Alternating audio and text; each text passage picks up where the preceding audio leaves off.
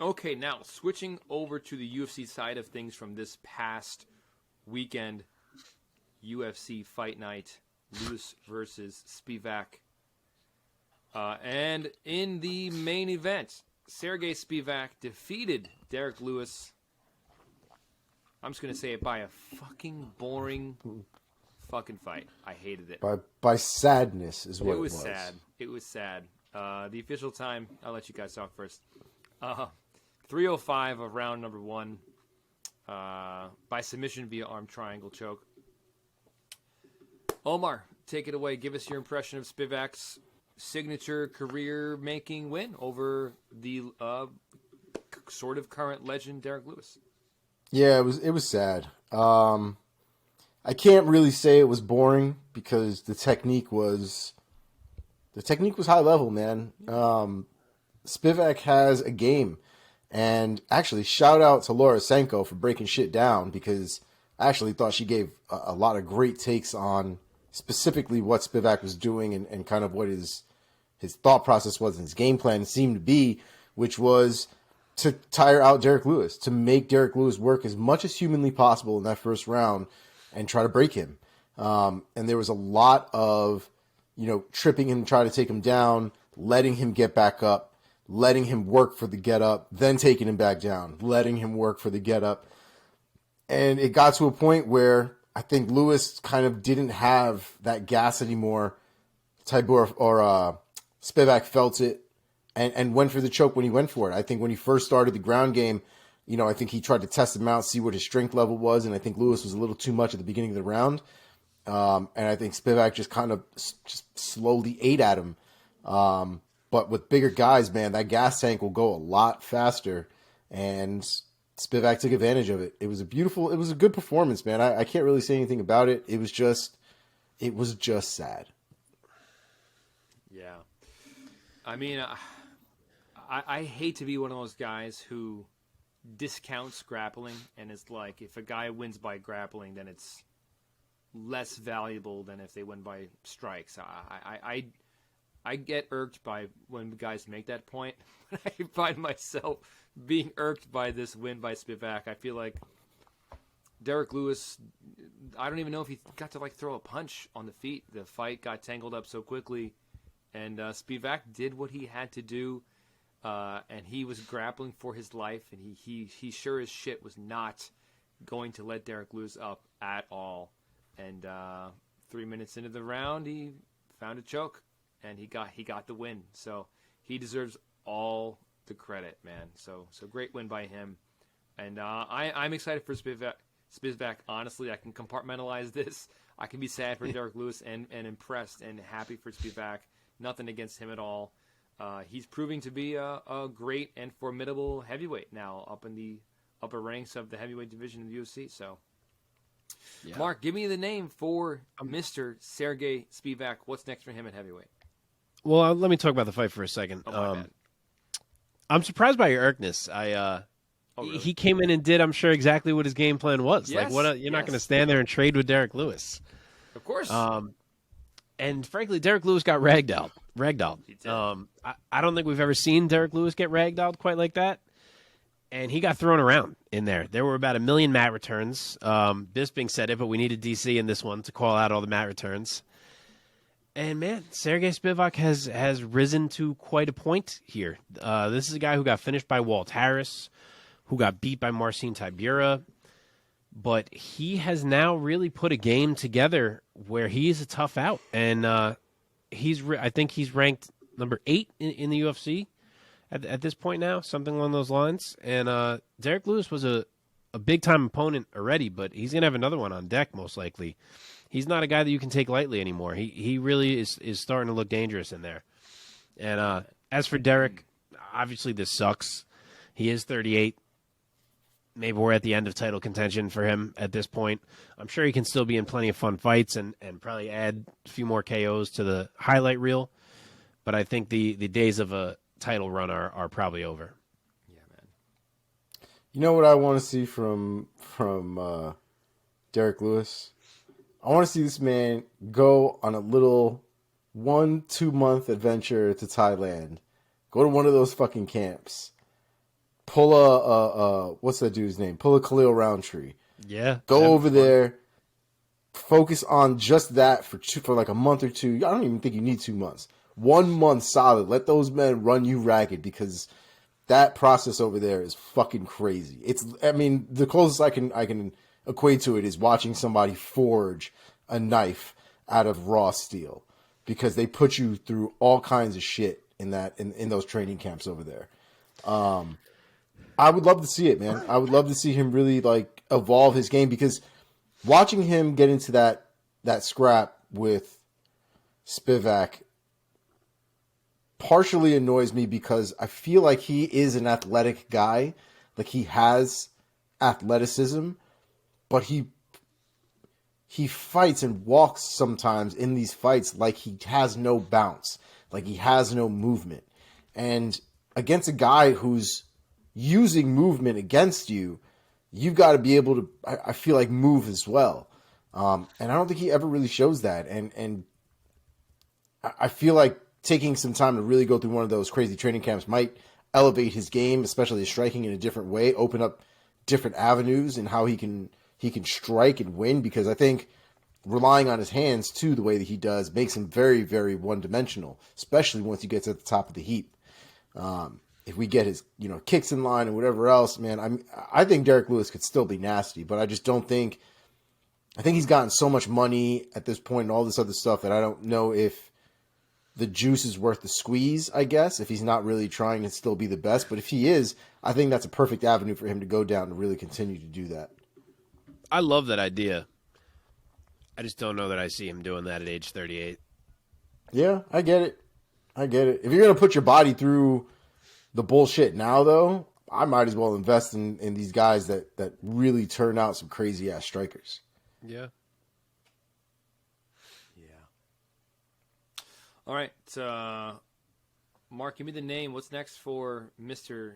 Serghei Spivac?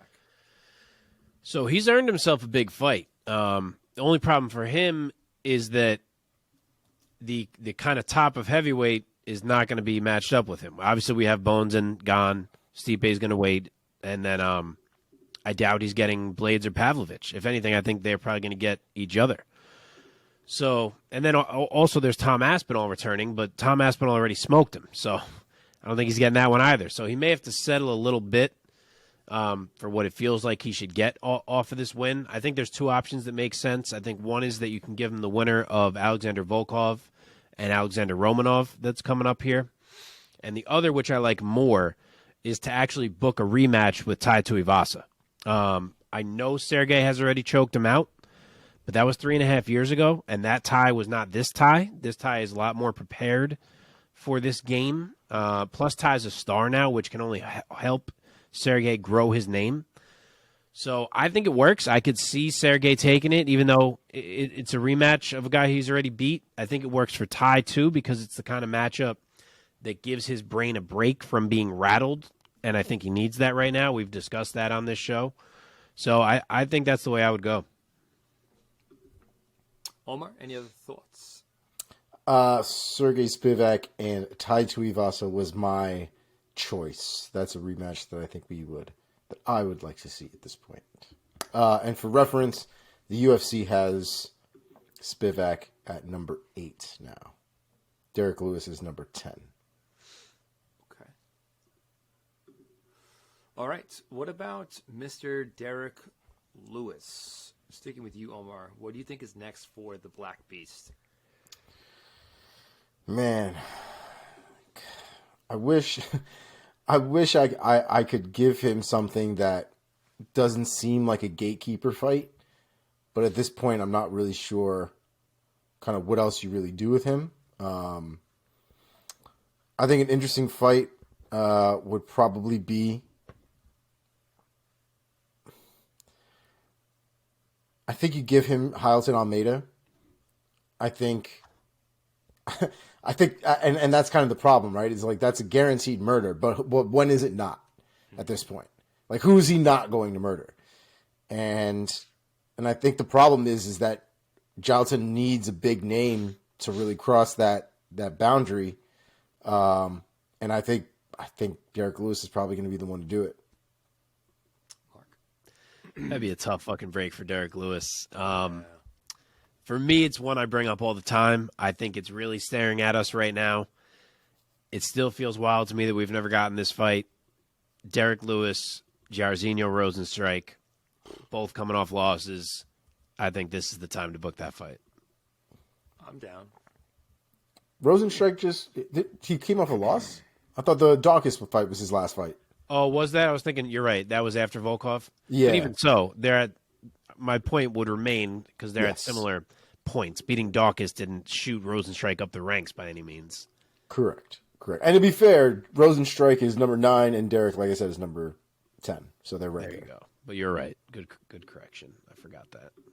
Well done. All right, let's move on. What other fights are we talking about here? Yes. In the co-main events in the light heavyweight division, Devin Clark made us all wrong from last week's picks by defeating Da Un Jung by unanimous decision, 30-27 across the boards. It was a shutout on the scorecards, gentlemen. Mark, give us your thoughts first. Derrick Clark is fucking huge, first off. Like, his legs are gigantic. What sups is this guy on? All of them? Like, all the ones in the world? He is so fucking big. But really, I'm stunned by the results of this fight. Even after watching it, I still think there's no reason Jung should have lost this fight. He just fought dumb. Like, he didn't fight an offensive fight. He let Clark be first all fight long. He was reacting to everything Clark was doing. And as much as it was still a close fight and Jung had his moments, that willingness to be second just let Clark get comfortable. Like, Clark never really had to worry about any barrage of strikes coming at him, which is normally what throws him off. He doesn't do well with multiple strikes coming in his direction. Like, that's how you beat Devin Clark. And he never had to experience it in this fight, even though Jung had stuffed plenty of takedowns. Obviously, later in the fight, he didn't. But, like, he was in there, and he could have fought a different fight and had it go a lot differently than it did, at least in my opinion. So that threw me off. Clark did well. He was able to set a pace. He was able to find openings in the clinch that he needed to kind of penetrate that takedown defense, and he gets himself a very big win. So here we go again. I said this last week. He's a guy who makes you think he's improving one fight, and then you see him again, and you realize he's not. So now we're on step 1 again. We'll see what happens next fight. Damn. Yeah, man. That's rough. No, I totally agree, because this fight was really annoying because after a certain point, it seemed like Da Un Jung was more concerned about stopping the takedown than ever returning against Devin Clark. Agree. And it cost him, because at some point you can't. I mean, you can stuff every takedown, but the only way you stop them from having effective takedowns after a certain point, especially against an NCAA goddamn wrestler, is making them pay for every failed attempt. Like, throw a knee, throw an elbow, throw a kick, fucking throw something. But Devin Clark was allowed to do what apparently he does. His striking is fucking horrid, though. Like, it is visibly terrible. And yet, he landed a couple of punches because of how uncomfortable Da Un Jung was in there, and was able to throw or get his takedowns whenever Da Un Jung was frozen in there, not knowing where anything was coming. And you could see the ability that Da Un Jung had in the first round when it came to stuffing the takedowns, and you know what I mean? It forced Clark to chain wrestle, but Da Un Jung was good enough to kind of prevent a lot of that early. But that was all he was doing, and that was all he was focused on. And eventually his body wore from it. There was nothing in between that he filled the time with. Yeah, like Mark said, I think he fought that wrong. That was just not the way to do it. I still don't believe that Da Un Jung is a worse fighter than Devin Clark. I still think he's a better fighter than Devin Clark. I just think he did all of the wrong decisions in that fight. Mm-hmm. Okay, quickly, let's give me a name of where Devin Clark goes from here. Omar, looking at the rankings of 205. By the way, Devin Clark, every day is leg day. That guy's thighs are bigger than my body. insane. Yeah. Yeah, that's I It was don't uncomfortable. know how he buys pants. Like, he must have to get custom-made pants all the time. He just probably just Do you wears think he sweats all the wears time. pants? He just wears sweats. He probably lives in Like, sweats. bro. what? His suits must take so much work. He doesn't I mean, I wear get you just get a suits. custom suit, I guess. You don't buy one and alter it. You get a custom one, but Jesus. I don't think you ain't seeing him in a suit. He's not making Maybe he's not got, making that paycheck just yet. You know what I'm he's got saying? some khakis. I mean, what do you mean? I have He never suits. You wears. have suits. Like, we go to weddings and shit. He needs suits. You know, He's but there's my so boss. much extra. There's so much extra material they're gonna have to use. Like you can't. They're gonna have to get a whole new set of like silkworms and build that shit from scratch. It's not gonna be great. It's gonna be pretty expensive. All right. Enough about this man's thighs. Oh, am I supposed to be matching him up? Do it. Somebody say words. Give me Devin Clark and Carlos Olberg. I think that's a good fight to make. I think it's a good next test for Carlos Olberg as he's moving up. And we'll see if Clark can get past a guy who will put strikes in his face. I just noticed. I don't think I made a pick. I think I just went right into this man's thighs. I think you might have. Right? Congrats, I was gonna go with Oven St. Preux. I think that'd be an interesting one. I think OSP has the ability to stop the takedowns and has the hands to put Clark out, but that's what we said last time. So who knows? Okay. Let's move on. Moving on down the line. Moving on down. One more fight that we're going to really talk about here.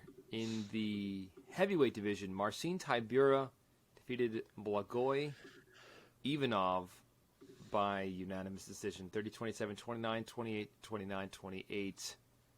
Omar, why don't you start us off? Give us your thoughts on Tybura. I think we all took him last week, so this time Tybura made us all winners. Yeah, I thought he'd be able to finish Blagoy, but the first round I thought was the most competitive of the 3 rounds, and then I thought Tybura ran away with it. You could argue, just off of the competitive nature, that Blagoy won the first round. I would argue against it, but I would entertain your argument. But it was a solid performance. There wasn't anything in there that made me go, oh shit, or any major takeaways. Tybura did exactly what I thought Tybura would be able to do. Blagoy fights like he's underwater, and I mean, there's not, for me, there's not very many takeaways from that Tybura performance other than it was what I expected, Totally. with the Mark? exception of the knockout. Mark, your thoughts? Yeah, I saw it a little different. That was a close-ass fight to me. I feel like everyone seemed to be 100% fine with the result. But I thought Blagoy won round 2 of that fight. And I agree with Omar that round 1 was super fucking close. And Yeah. I watched it twice, and I can barely figure out who round 1 should have gone to. Now I wish I watched round 2 twice, since Omar said he gave that to Tybura. I thought that was clearly Blagoy when I watched live, but now I wish I rewatched that one. But I even just pulled up MMA decisions, and 43% of people are scoring that fight for Blagoy. So it was no great showing from Tybura, I wouldn't say. I'm fine with him winning. He did win the overall fight, as I always reference, because round 3 was very clearly for Tybura. He went to the grappling. I thought that he would have gone to it sooner. I don't know why he waited as long as he did to wrestle. I also thought he could have done a much better job at scoring from range, and he kind of kept letting Blagoy be in closer to land his winging punches that he throws. And he does have deceptively fast hands for the foot speed that he has and the size that he is. His hands are pretty fucking quick, Blagoy. So, yeah, Tybura was letting himself get tagged a bit. I think he could have fought more of a range game, could have gone to the wrestling sooner. So, yes, he did take round 3 in clear fashion. He did probably win, managed to get out of there with the W, but it was nothing incredible to me. Mark, sticking with you, give me the name of who is next for Mr. Tybura. So Omar already made a sacrifice earlier in the show. This is where I make my sacrifice. I'm sorry to break the news to Marcin Tybura, but I think he is the perfect next step for Jailton Almeida. I don't think Tybura deserves any big step up from that W. He's fought a bunch of these guys before. I think he's the stepping stone for Jailton right now. Wow. Omar, any other bright ideas? No, I'll take it. And Kill he's him. kind of an interesting test. Like Tybura is a bigger dude. He can grapple himself. We already saw him survive and end up beating one monster grappler in Alexander Romanov. So it's at least interesting on paper. Almeida is a specimen of a human being. I'm pretty sure he was born out of a tube because agree it's totally. ridiculous, this man. I say this all the time. Every time I watch him, I'm like, is he clean? Are we sure? Like, he just looks so absurd. But like they've been giving him roids since he was born. It was Yeah. it's like applesauce They mixed don't in even with show roids. up on the tests anymore. They're just Yeah, part no, of it. it's part of his blood. He just makes roids now through his blood. Do we want to match up Ivanov or no? Let's just go on. Yeah, we can go. Got a lot to do still. Yeah, we got a lot to do. It's true. All right, let's try to lightning this bitch. Let's try to lightning it up. Lightning round. Mark and Omar, give me their quickest takes, perhaps a phrase or two. Yeah. let's I've see. seen 4. So, Mike, these. Um, do the non-road to the UFC fights first, and then I'll do the 4 road to the UFCs afterward. Okay, featherweight division. Duho Choi defeated Kyle Nelson by a majority draw. No, excuse me, it was a majority draw. It was not a defeat. So, 2 judges had it 28-28. Mark, hit us. Quick take. I mean, this was just stupid. Like, these 2 judges that gave Kyle Nelson round 2, what are we watching? What are we watching? Like, do we not count leg kicks? I think round 2 may have even been clearer than round 1. Not even joking. I really think round 2 was clear. It's made no sense. Choi got robbed. I'm glad Dana said that they'll be treating it like a win, and I'm sure Dana took care of him monetarily. Omar? Yeah, I agree. I thought Duho Choi had actually won all 3 rounds, and so even with the point taken away, which I wasn't super upset about, I think they kind of need to do that a little bit more, and I can't be mad when they do it to my boy. But as far as the scoring was concerned, I thought he had all 3 rounds, and so even with the deduction, I think he still won that fight. I thought it was a good performance, especially with his first one being back. Kyle Nelson did wrestle a lot more than I expected him to, but in the event, when he was striking with him, I thought Duo Choi was getting a lot of good shots off. I think he did get caught a couple times pretty clean, but he was able to eat it and continue to move. So I thought he looked good, man. I'm excited to see him come back. I mean, that's the first time he's been back in a couple of years. We could probably say that might have been the ring rust performance, you know what I mean, as far as just being his first one back after that time off. But hopefully the next one he gets a little bit more comfortable and we get to see him show out a little bit more. I was hoping he could do it in this one, but Kyle Nelson fought for sure. He definitely didn't make that performance easy. Okay, in the welterweight division, Adam Fugit defeated Yusaka Kinoshita by round 1 TKO. Omar, take it. My God, what a performance, man. Kinoshita looked good, and then all of a sudden Fugit just came in, man, and just started going in on him, started taking him down, started pounding on him. It was a fantastic performance from Fugit, and I believe a comeback, if I'm not mistaken. But what a fantastic performance. Mark. Yeah, agree. What a fight this was. These boys came out swinging from the gate. Kinoshita looked interesting on the feet for sure. I'll be intrigued to see him again, but it was Fugit's grappling that changed this fight. Eventually, some massive elbows in the ground and pound that iced it for him, and a great pace for him. He kept up the aggression all round, and he managed to get Kinoshita out of there early for the big upset W. My man, Joe Martinez, getting Kinoshita a little wrong. I listened back to it. He definitely said Kenosha. I was like, Dude, you know what? Now that I'm thinking about it, they were saying on commentary, Kinoshita. instead of Kinoshita. Something like it was like maybe I'm wrong. Kinoshita. Something like that is how he says it. Kinoshita. Yeah. Something like that. Oh, maybe I'm That wrong. does Joe actually Martinez, make he's sense. fucking amazing, so he can be Yeah. wrong in my book. Yeah, I forgot they were saying it that way. Okay. Okay, featured bout on the prelims on ESPN Plus UFC Fight Night in the lightweight division. No. Go to Jun Young Park, remember, for Omar? Okay, the Korean Tiger, Jun Young. No, fuck. Which one? The Iron Turtle, Jun Young Park. Round one submission of destruction over Dennis Tululian. Who wants to go first? I'll go. I'll go first, real Okay, quick. go Jung Park looked great, man. I mean, the control and the transition between the stand up and the ground, I thought was fantastic. But the control that man has is kind of terrifying. I'm pretty sure that Tululian is also a ground fighter, if I'm not mistaken. Maybe I am, but he looked he looked like he was having some problems there on the ground for a minute. And I thought Jung Young Park sealed the deal really quick. I mean, it was a fantastic performance and could really do anything better than what he did there. Yeah. Mark? Woo, boy. This was a show from Jun Young Park. Takes Tululian down, lands directly in mount, bombs some elbows, cuts him wide open, forces him to turn over, immediate choke, like freaking clockwork. You can't ask for a better performance than that. So, yeah, he showed out here. Absolutely. Okay, what's next? What do you guys want to do next? Tyra, and then we'll go Okay. to the road fights. Tatsuro Taira, round one submission over Jesus Aguilar. Mark, why don't you take it?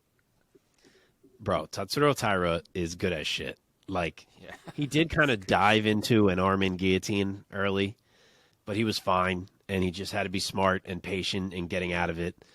But once he's out, it is just immediate position progression, like a triangle set up from top, gets turned to bottom, tightens it.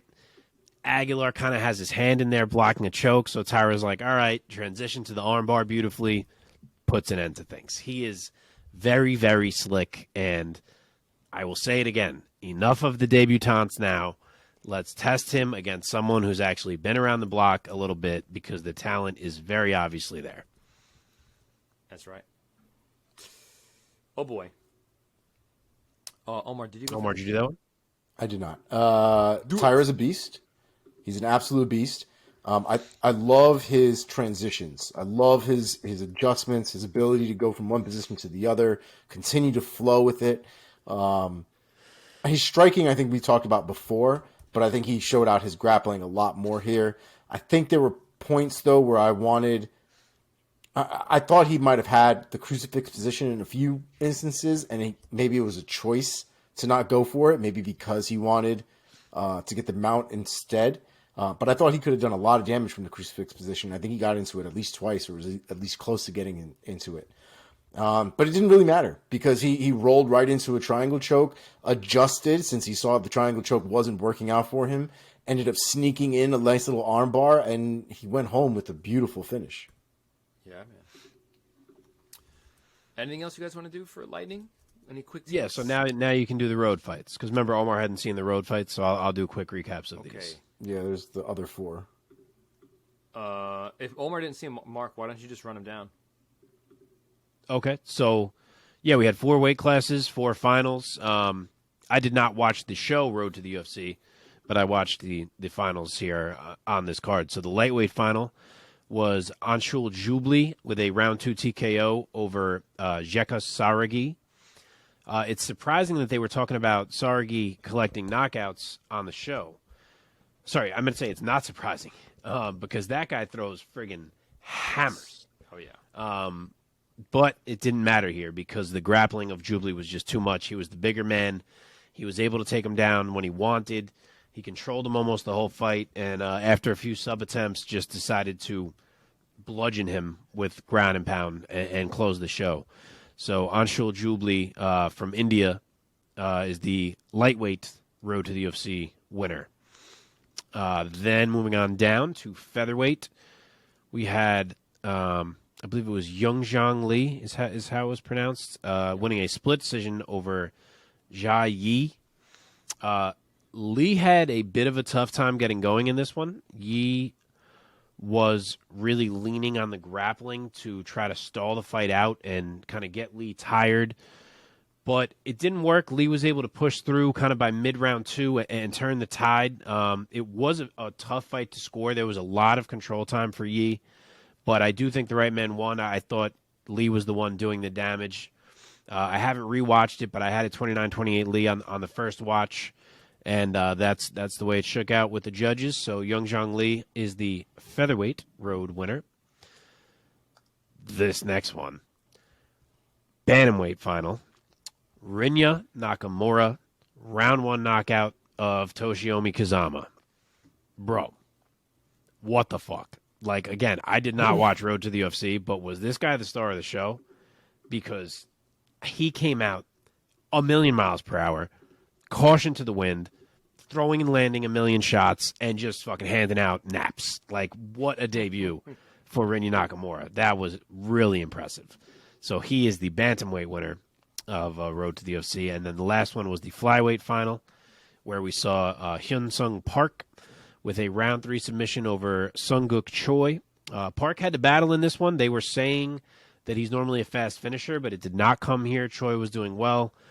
Park was behind kind of halfway through that fight, I would say, and he had to work his way back, but he found the back in round 3. He does a great job of attacking and re-attacking and re-digging multiple times with that choke until he was able to sink it in and gets out of there with the W. So he was the flyweight winner. And that was it. Bro, you had me intrigued, so I pulled up the Nakamura fight real quick. This man's already dropped this guy once. Bro, it's fucking... I just turned it on. It's a pace. Oh! Murder! Yeah. Murder. There you go. Yeah. Murder. Yeah, it's a lot of violence happening a lot of quickly. Oh. Yeah, he's intriguing. Definitely the most intriguing person from this road show in terms of these first performances. Man, you need to put that left hook on a plate somewhere and serve that shit up all day. God damn.